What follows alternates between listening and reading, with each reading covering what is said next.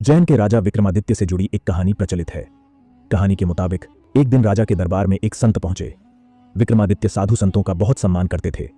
संत को देखकर वे तुरंत संत के पास पहुंचे और प्रणाम करते हुए पूछा, बताइए, मैं आपकी क्या सेवा कर सकता हूं? संत ने कहा, मुझे खाना चाहिए, लेकिन खाना आपके हक का ही होना चाहिए।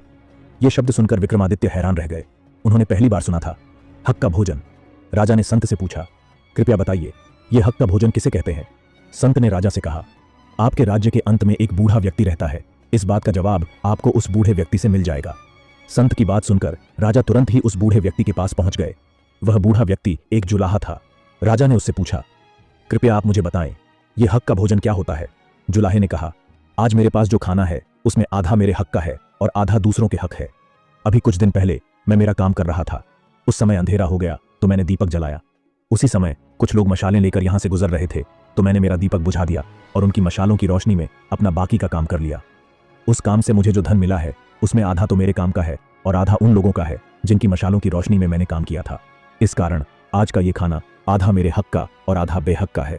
बूढ़े जुलाहे की बातें सुनकर राजा को समझ आ गया कि संत उससे खुद की मेहनत का खाना मांग रहे हैं। इसके बाद राजा ने खुद की मेहनत से कमाए धन से उस संत को भोजन कराया। जीवन प्रबंधन। इस कथा से यह संदेश मिलता है कि हम जब भी दूसरों की मदद से कोई काम पूरा करते हैं तब हमें उन्हें उनके काम का श्रेय जरूर देना चाहिए।